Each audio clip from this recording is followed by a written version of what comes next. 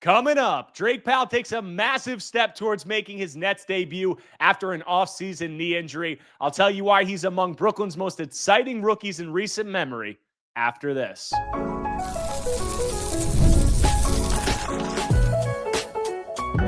You are Locked On Nets, your daily Brooklyn Nets podcast. Part of the Locked On Podcast Network, your team every day. Welcome in to the Locked On Nets podcast right here on the Locked On Podcast Network. It's your team, the Brooklyn Nets, every single day. I'm Erik Slater, Brooklyn Nets beat reporter for ClutchPoints.com. Thank you for making me your first listen of the day. The show is 100% free on all those great platforms. Today's episode is brought to you by FanDuel. Right now, new customers can bet just $5. And if your bet wins, you'll get $300 in bonus bets to use across the app. Download the FanDuel app today. And on today's show, I'm going to be talking about Drake Powell and his impending Nets debut. I'll break down his strengths, weaknesses, and what I feel fans should be watching out for during his rookie campaign. But I just got back from Nets practice at HSS Training Center, and we have a Drake Powell update. Powell has probably been the least talked about rookie since the draft, and that is because he was the only rookie not to appear, Nets rookie not to appear at Summer League. He's been dealing with this left knee ailment, tendinopathy in that knee, and he's been limited for most of the offseason. But we got some good news today, and that is that Drake Powell has progressed to participating in the contact portion of Nets practice, and that is a big deal in terms of his progression. He did contact on Monday and on Tuesday, so that's a big step for him. And we asked Jordy Fernandez whether Powell would be available for the Nets preseason opener on Saturday, and he was non-committal. He said he would give us an update when we get closer to the game, but it is safe to assume, based on Powell doing contact and based on this progression, that he's going to be available for preseason games, whether that's Saturday or whether that's the following weekend during one of the Nets Macau games in China is to be determined. But this is good news for Powell. And I wanted to talk a little bit about what makes Drake such an exciting prospect, in my opinion, and a little bit of an outlier in this Nets draft class. They obviously went for guys who were high field ball handlers, passers with the 3-point guards, and also with Danny Wolf, who did his a fair amount of ball handling at Michigan. And then Powell was kind of the outlier, like 3-and-D athletic guy. And while that might not lend itself to as high of a ceiling as some of these other guys, I think it will lend itself to some really exciting plays, for Nets fans just looking for some excitement and electrifying moments from this draft class. And a lot of that is tied to Powell's athleticism. You look at this guy, he is one of the most athletic draft picks in Nets history, if not the most athletic. He recorded a 43-inch max vertical leap at this year's combine. That was the highest among everybody at the combine in Chicago. Out of the 73 players who tested in Chicago, he ranked 7th in the shuttle run, 8th in the 3/4 court sprint, and 10th in the lane agility test. So this isn't just him being like a high leaper and, an explosive vertical flyer, which he is, but he's also an agile, mobile, fluid athlete. And really the most, I'm trying to think of another a Nets draftee who's had this type of athleticism. The only one that's coming to my mind recently is Markel Brown, who the Nets traded for in the second round in 2014, and obviously was a high flyer and had some electrifying moments during his brief Nets tenure, but he was 6'3". He was more of a shooting guard. He didn't have Powell's size. Powell's 6'6" with shoes, 7-foot wingspan, just great size, length. So that athleticism, his dynamic ability, I think all of that's going to be really exciting. And it's also going to lend itself to why he's so effective in the areas where he excelled last season at North Carolina. And I said Powell is really a 3-and-D skill set. That's what he does well. And the main calling card, the main asset, you look for an elite skill in all of these guys and what attracted the Nets to them. What is that baseline elite skill? And then after that, you get into the projectable traits that they have. But defense, for Powell, he was one of the nation's premier defenders, especially amongst the freshman class, one of the best defenders in this draft. And he does it in a variety of ways. And a lot of it, obviously, is tied to that athleticism, that, explosive vertical leaping, but also that fluid agility and mobility. And that really shows up on the ball. I mean, he's a guy who can really stick with ball handlers. We saw it, the defense that he played in those Duke matchups, the Duke UNC matchups against Con Knippel, Cooper Flagg, Tyrese Proctor, all those talented offensive players that Duke had. I talked to people, scouts, other people throughout the league, and they said there might not be a player who guarded those guys better than Drake Powell. And on the ball, he's a guy who, while like the steals and the blocks numbers and those things weren't like jumping off the page, you could see he's really a guy who can move his feet. He's disciplined. He doesn't jump on head fakes and things along those lines. And the strength, the size, the length, all of that is, really lends itself to him being somewhat of a brick wall as an on-ball defender. And it doesn't, it's not just on the ball, which I think is really encouraging, because you see some of these really athletic guys, these really, gifted guys physically, and they can guard on the ball, but they don't really have the understanding. They don't have the necessary engagement on the defensive end sometimes. And it's not, it lends itself to some breakdowns. And for Drake, it's not just on ball, it's also off the ball. If you watch his tape, off the ball, he's always engaged. He rarely loses track of his man. He's very sticky to whoever he was guarding at Duke, and that was usually one of the opposition's better players, if not their best players. He has a sound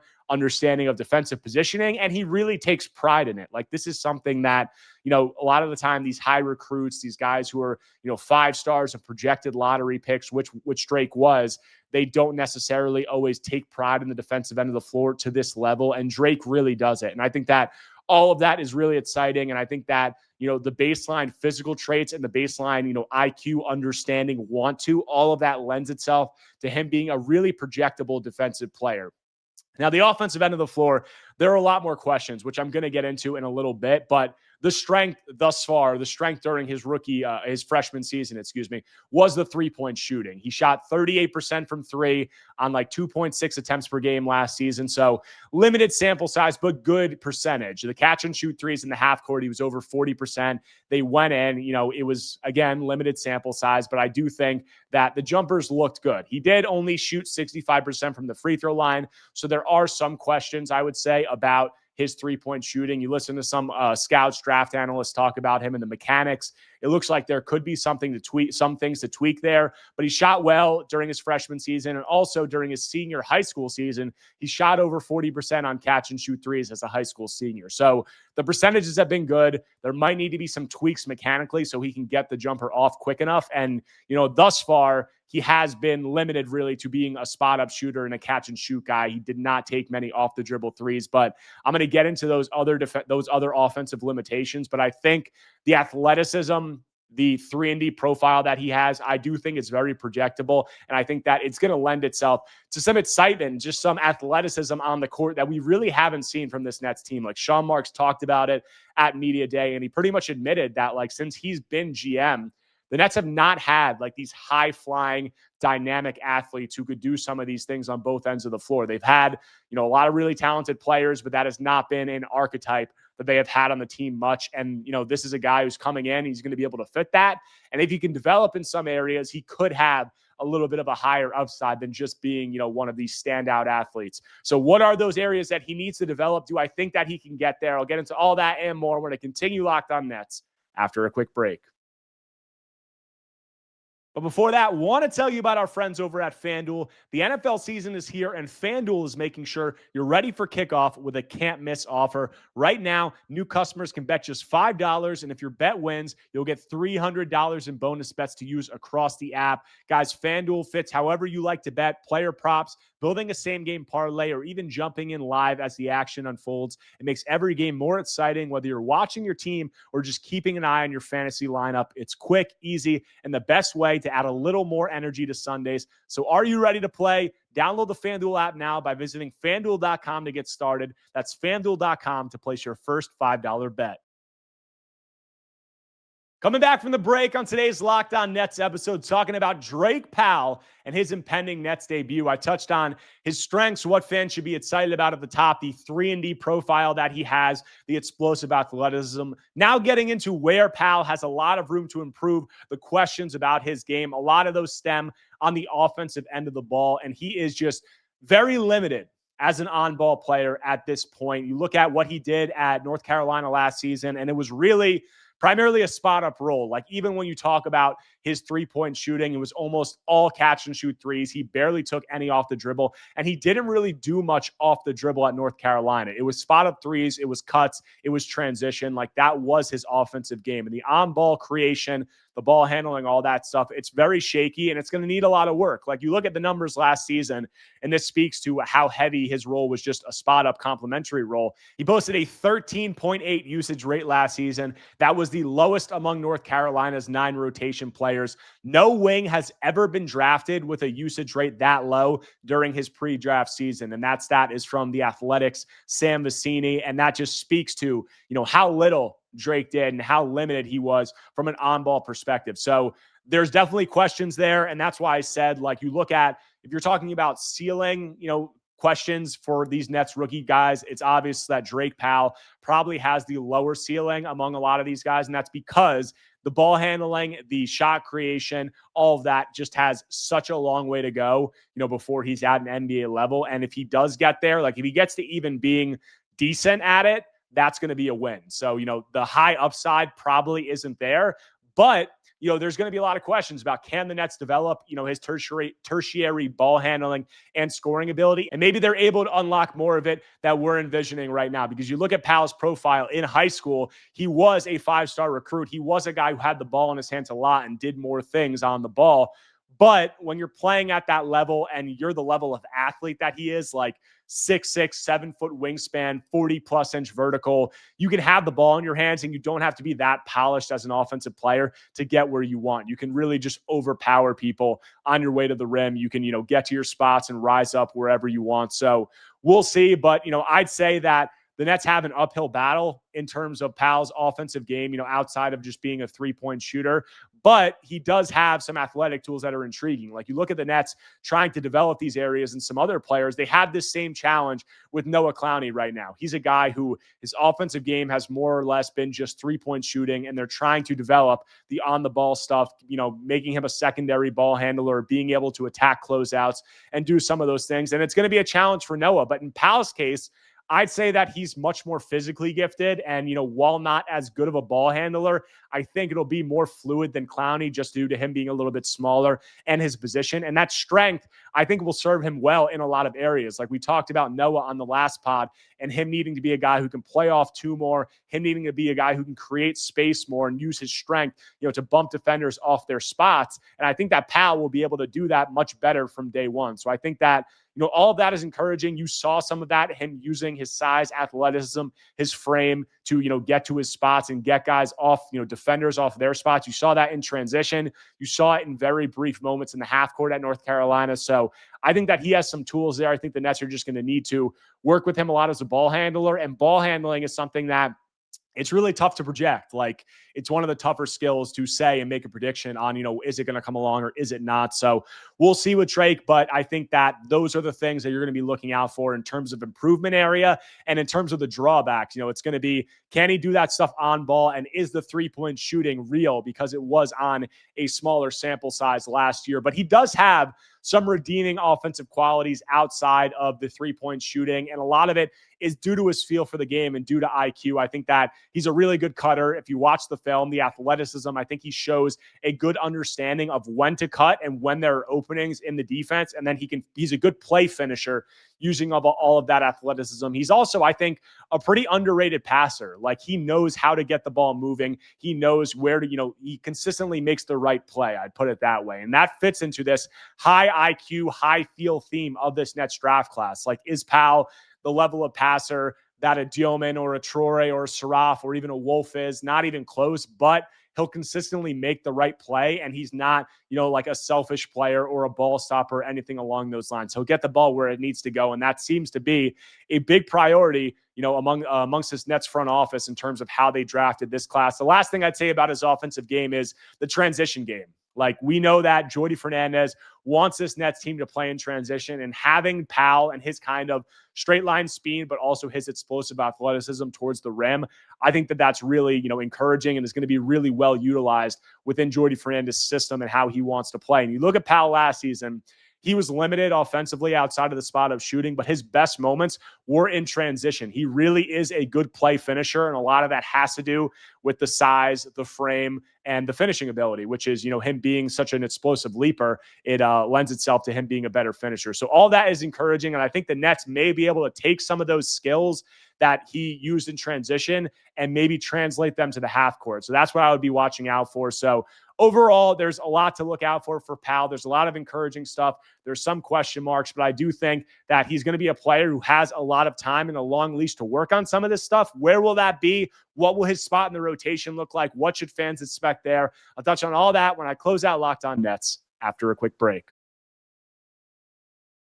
But before that, want to tell you about our friends over at Peloton. Guys, Peloton is shaping the future of fitness with their brand new Peloton Cross Training Tread Plus, powered by Peloton IQ. It's their most advanced equipment design yet, designed to give you real-time guidance and endless ways to move, whether you're running, lifting, or cross-training with your favorite instructors. This is training reimagined. Peloton is built for breakthroughs with tools that help you plan, stay motivated, and reach peak performance. Guys, I love how Peloton IQ system offers real-time strength coaching. It actually tracks your reps, suggests the right weights, and corrects your form, making every rep safer and smarter. The swivel screen is a game changer. You can go from running on the Tread Plus to strength training without missing a beat, and the personalized class recommendations keep you engaged. You get workouts tailored to your vibe and energy level each week. So let yourself run, lift, relax, flex, and push forward. Explore the new Peloton Cross Training Tread Plus at onepeloton.com.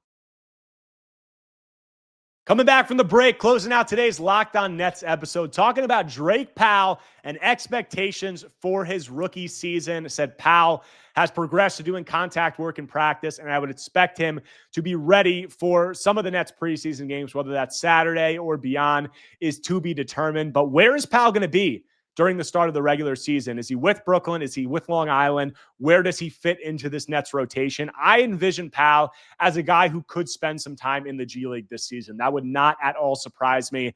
And a lot of that is due to him being so raw from an offensive standpoint. Like I just outlined it in the prior segment, but in terms of ball handling, in terms of being able to handle ball pressure of NBA level defenders and do some of those things, I do think that he has such a long way to go that I think, spending some time in the G League and giving him some time to develop those on-ball skills and work on those things and make mistakes. Not that guys can't make mistakes in Brooklyn, but just letting him gain some confidence against G League competition and work on some of these things that the Nets are definitely going to be trying to drill into him in practice from the ball handling perspective. I think that could be really valuable. And we've seen that, with other Nets guys in the past. It's obviously been a lot of big men with, Noah Clowney and Day'Ron Sharp and, other guys, even Jared Allen spent a little bit of time in the G League. But I do think that would be encouraging. And I think that would be probably a good place for him to spend some time. And outside of that, Powell just being a raw guy, the Nets have such a crowded wing rotation right now. Like you look at the guys who are definitely going to be on the roster. They have MPJ, Zaire Williams, Terrence Mann, Haywood Highsmith. Those are four guys that are going to be playing. Like I think the top three is definite. And there were questions about Haywood Highsmith, but he has said that the plan is for him to be ready for the start of the regular season, coming back from that knee injury. And I would expect, if he's healthy, the Nets to play him in order to, maybe try to flip him at the deadline. I think he's a guy who could have value there on his expiring contract. So that's four guys already, veterans who are in the rotation. And that's before even mentioning guys like Jalen Wilson, Derek Whitehead, Tyrese Martin, Whitehead's guaranteed, but Wilson and Martin non-guaranteed. And also Whitehead, I think there are some questions about his spot on the roster moving forward. But that's like 7 wings that I named right there. Do I think that, it means that Powell isn't going to play, in the NBA at all this season? No, I definitely think that he'll get reps there, but I just think the combination of him being so raw from an offensive standpoint and also the Nets having so many wings ahead of him, I think that could lend itself to him spending some time in the G League. But there is another argument to be made that from a physical standpoint, he is, the Nets' most NBA-ready rookie, like without a doubt. From an athleticism, from a strength standpoint, all of that, he fits the mold to a T. And I think that his profile of how he moves on the court will look the part the most alongside NBA players from day one. So it's a question of how much does that matter versus how much does the ball handling and that stuff matter. But I think getting him to a point where he can do some of, the requisite like secondary offensive things that he needs to just to be a functional offensive player and part of the offense. I think that might take a little bit of time, and I think that Long Island might be the best place for that to develop. But ultimately, we'll see. It's going to be interesting to see how it plays out with Drake Powell and all of these Nets rookies in this just historic class, how Jordan Fernandez configures all of it. But that's all I have for today's Locked On Nets episode. If you guys do not already, make sure to subscribe to Locked On Nets on YouTube and wherever you get your podcasts, whether Apple Podcasts or Spotify. Take a second right now. Smash the like button, leave a comment. Anything you can do to engage is much appreciated. Let me know what your expectations, what your hopes are for Drake Powell's rookie season. But we got a few more Nets practices before their preseason opener. I'll have coverage of all that and more when I'm back tomorrow talking more Brooklyn Nets basketball.